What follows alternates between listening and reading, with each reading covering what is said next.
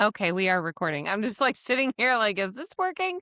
Welcome to the Travel Agency in a Year podcast. I'm your host, Rachel K. It is day 187. Yesterday, I talked about where leads live.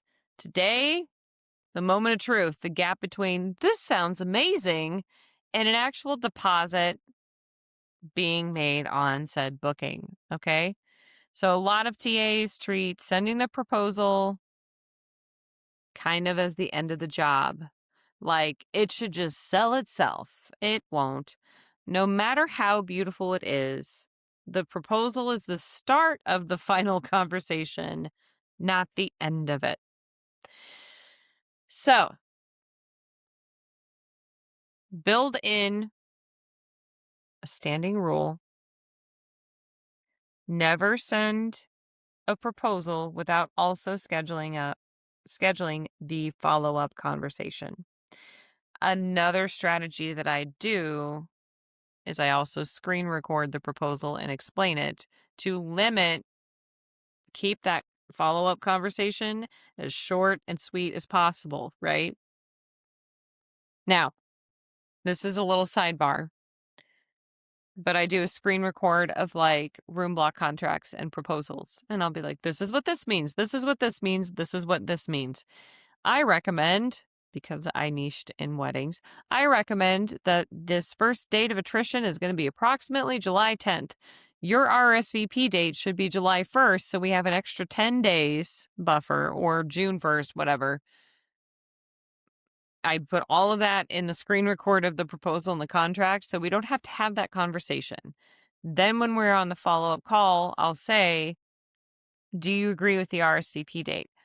And I send in the email like, here's what I recommend, for holding the room block space. This is for people into groups and doing weddings specifically. Like, here's the recommended flow of the room block. Do you agree with it? And that way they have all this information beforehand and schedule the call. And then I just collect the information on the call and then have them approve the final whatever room block flow, send it on. Okay.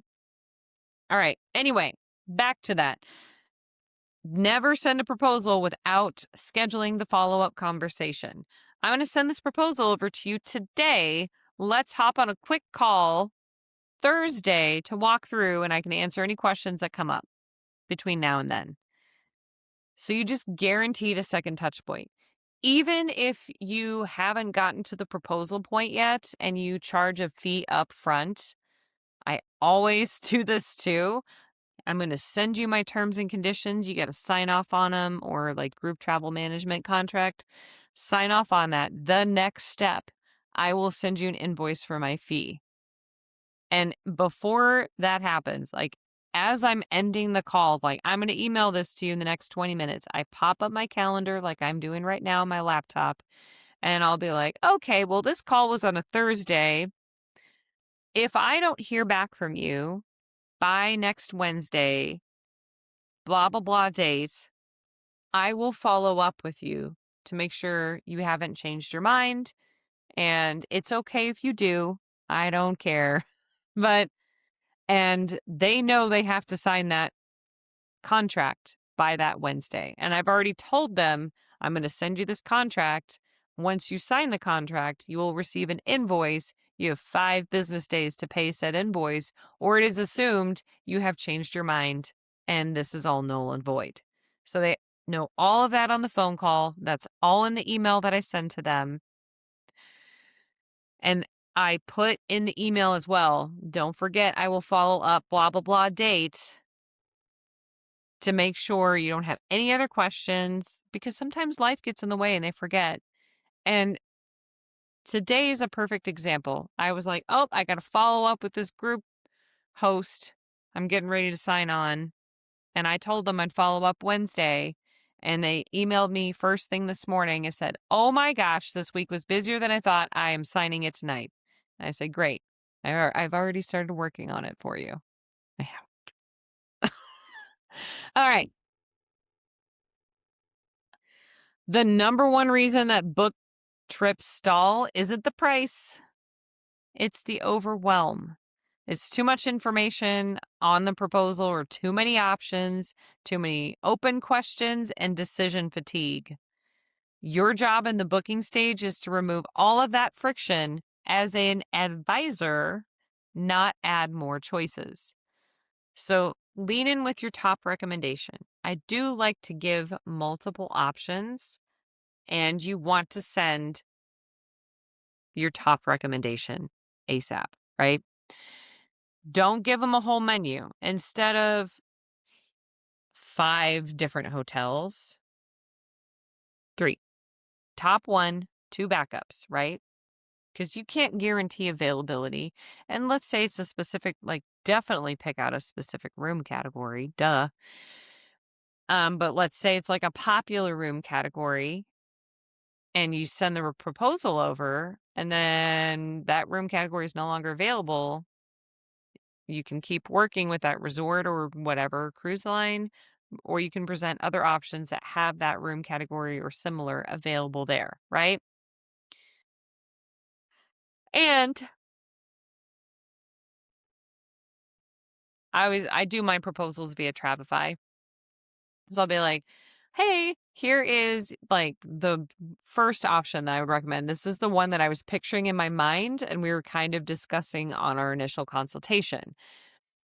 I think this is your best bet. However, I found two other really good options. I'm going to give you a day to look over this one and then I can send the other two, in 2 days. If you don't want to move forward.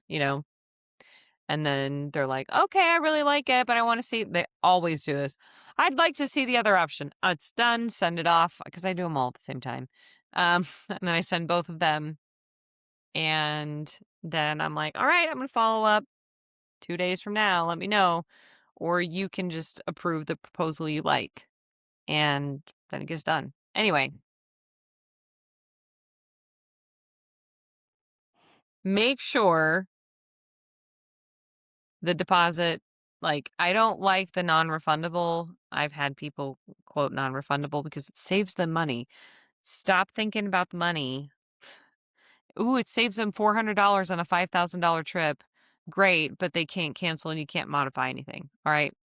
So make the deposit small and like crystal clear on your proposal. Um, exactly how much that is, how many days you have to deposit, and always, duh, this is standard, but I'm going to say it anyway. Pricing is subject to availability and is not guaranteed on as much information as you can.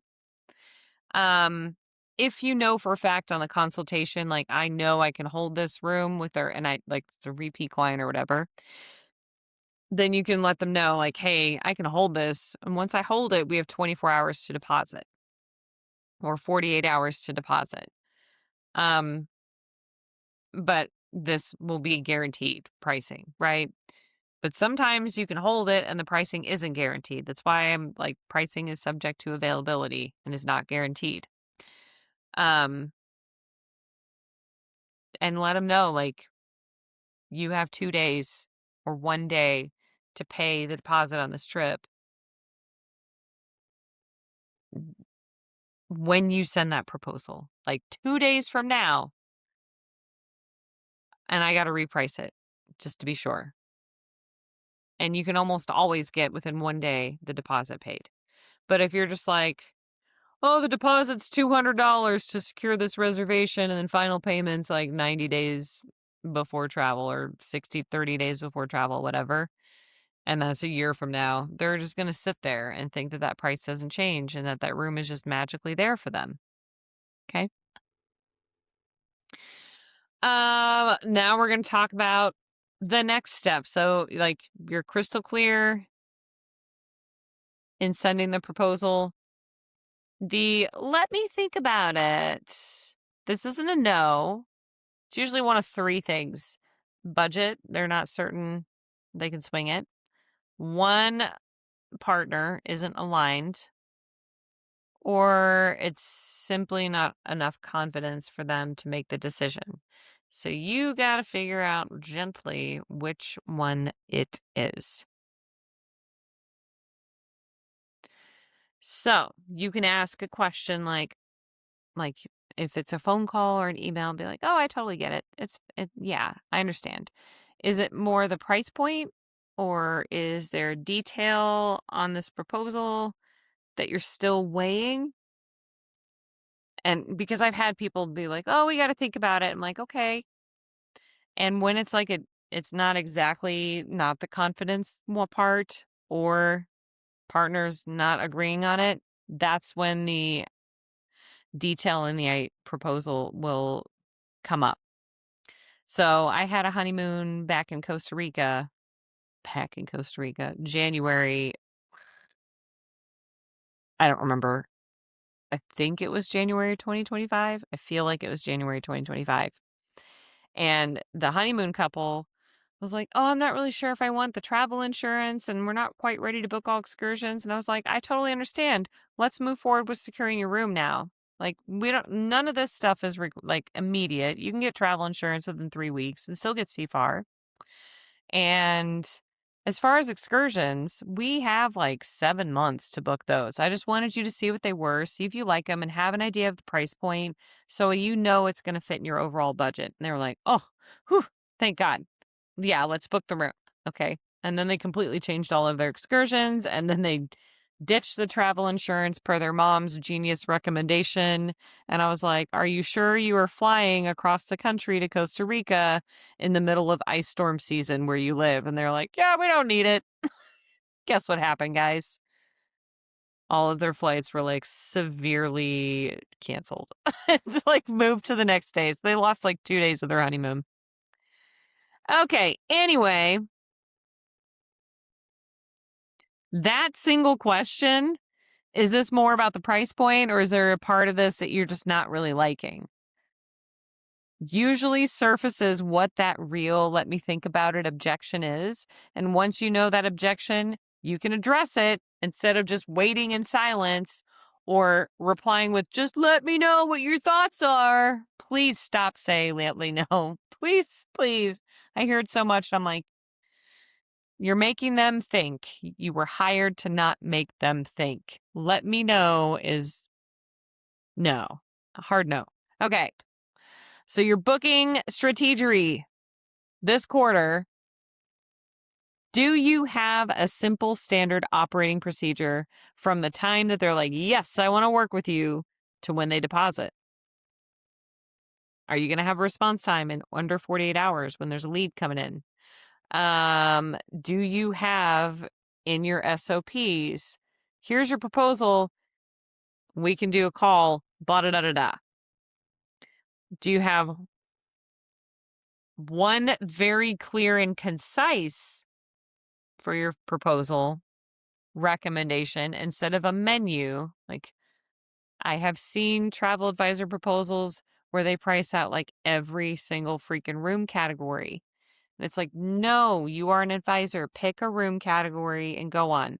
If you are one of those advisors doing that, by the way, calm down and pick a higher room category than the lowest one, because it's much easier for them to be like, "I don't want the oceanfront or the beachfront.